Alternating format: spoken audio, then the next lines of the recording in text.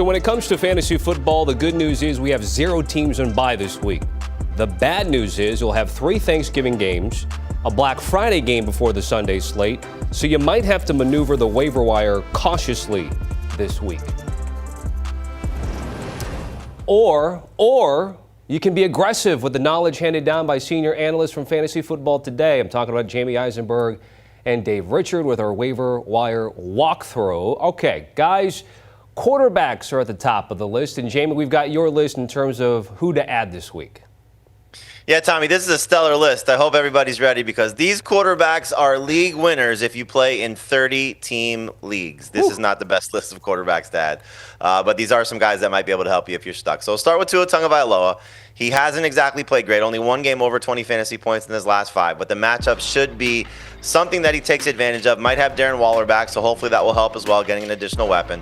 But this Saints defense, obviously not great. But the upcoming schedule, obviously favorable as well. Gets the Jets after this, so there could be some opportunities for Tua to maybe build off what could be a strong performance. But not somebody I think that you're going to start with any confidence in a 1-quarterback league, more super flex or 2 QB options. And then hopefully C.J. Stroud plays as well, coming off the concussion protocol.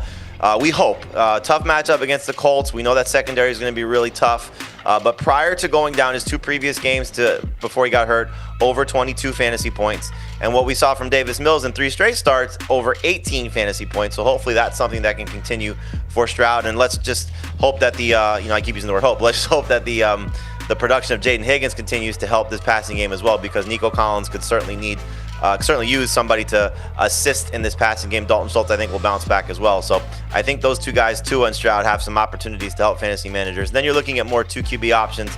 Cam Ward coming off his best game of his career, over 25 fantasy points against Seattle. Gets a good matchup this week against Jacksonville. And then you look at Max Brosmer. We'll see if he's going to be the starter for the Vikings for any long-term scenario. We've already seen 1 potential soft benching for J.J. McCarthy. He's in the concussion protocol, so if McCarthy misses this week, not easy against Seattle. Offensive line concerns for the Seahawks, but we know what Kevin O'Connell has done with quarterbacks in the past. He just hasn't done it with McCarthy. Maybe that happens now with Brosmer if he does get a chance to start for a significant amount of time for Minnesota. So how many leagues was that again, Jamey? 30 team leagues? Yeah, maybe 34, yeah, okay. 35, okay. 40, I don't know. Yeah, quite the list that you've curated there. Dave, if I give you running backs, you got anything better here? Oh, yeah. If you like Jamey's list, you're going to love what I'm going to tell you about, because the running backs that are available, the good news, Tommy, is that they're warm-bodied. They have a pulse. They're going to play running back in a National Football League game. The bad news is that I don't think they're really startable. They're flex at best type plays. And we start in the Big Easy with Devin Neal, the rookie running back for the Saints. Looks like he's going to be the primary back moving forward for however long that Alvin Kamara is out for New Orleans. We know that the MCL strain could sideline him a week, 2 weeks, the rest of the season, who knows. But Devin Neal, who stepped up last week, 7 targets, 5 catches, 11.1 PPR points. That's not bad, at least as far as flex running backs go. The other running backs to look at are Chris Rodriguez on the Commanders. We've seen him score in 2 of his last 3, have 12 carries or more in 2 of his last 3. Really tough matchup this week against Denver, and then the schedule lightens up. The problem is that he doesn't catch a lot of passes. He's really a touchdown or bust type of running back.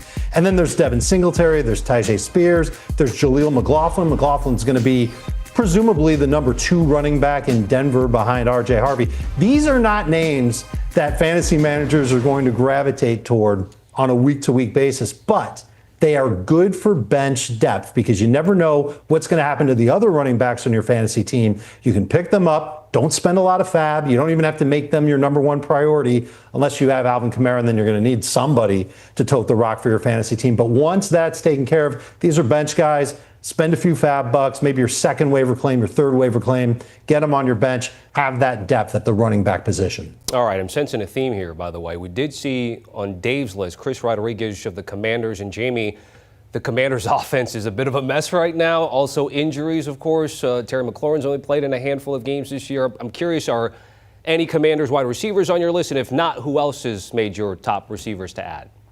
No, Tommy, but that's a good point because Terry McLaurin's only rostered in 80% of leagues right now. So go check out the waiver wire just in case he's sitting out there. Certainly some 10-team leagues he could be available, and hopefully rest of season he finishes well. After they play Denver, they have 2 upcoming games that are favorable against Minnesota and the Giants. So Jaden Daniels may return as well. So from Washington's perspective, take a look at Daniels also could be available on the waiver wire as well.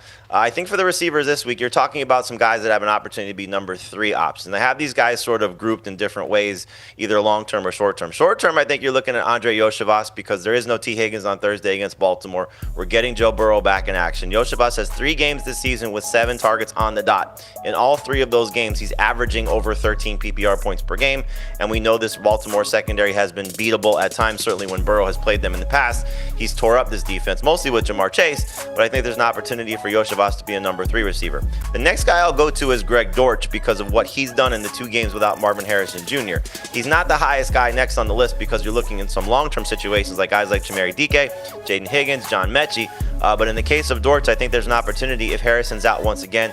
A very good matchup against Tampa Bay. And again, Dortch has 15 targets in his last 2 outings. You could look Mechie third in both categories, well, fourth on this list, but third as well in terms of somebody you can use for this week because he has 10 targets in his last 2 games. He's got 2 touchdowns in his last 2 games. Good matchup against Atlanta, and Garrett Wilson not coming back until week 15.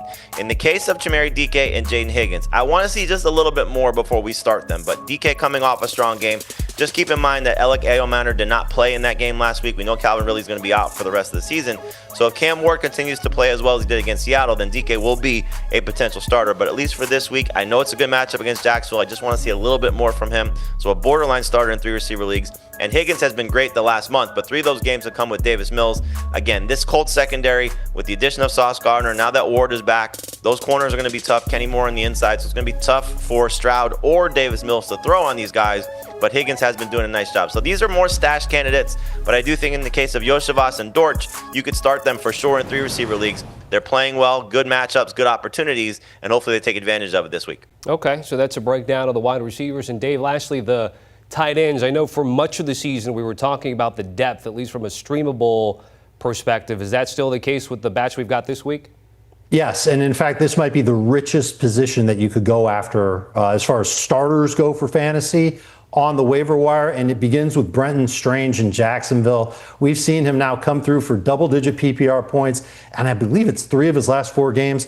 Actually, his last 3 full games, I just checked in my notes, he's given us at least 10.5 full PPR points. He's a check-down option, a safety valve, a guy who can make some plays after the catch in Jacksonville, and they've got a lot of those types of pass catchers. Trevor Lawrence leans on them. I know that they can run the ball well. They've got a matchup against Tennessee this week that's pretty favorable. I think that we could see them go and have solid games. And Strange, I think you can pluck him off the waiver wire and put him right in your lineup. He's available in 80% of CBS Sports leagues. You can go and get him and start him ahead of Dallas Goedert, Cade Otton. There's a number of other tight ends that you could bench or cut for Brenton Strange. And then Dalton Schultz is another one. I know he had a terrible game last week.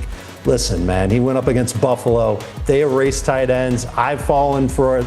I've been a victim of tight ends that go up against Buffalo, and then I go right back to them the week after that. He did have at least 11 full PPR points in 3 straight games before that matchup against Buffalo. I'd look for Schultz to have another solid game this week. And then Darren Waller, I don't know if you remember him, Tommy, but when he was playing for Miami, 3 full games, at least 9 PPR points in each of them, and north of 17 PPR points in 2 of the 3. We know he's going to practice with the Dolphins this week. We don't know for sure that he's going to play, but he's someone that I would absolutely look to pick up. And if I can, stash him in an IR spot until he's fully activated. Once he's off of injured reserve, you're going to cut somebody else off your team and then potentially start Darren Waller. 3 tight ends that are potentially startable in week 13 that you can find on the waiver wire right now. Waller could get activated, but please stay healthy. My goodness, he's always so good if he can stay on the field, but it is a big if when it comes to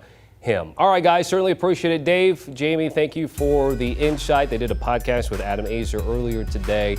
Encourage you to check it out. Of course, also Heath Cummings on the podcast. It's FFT every single day.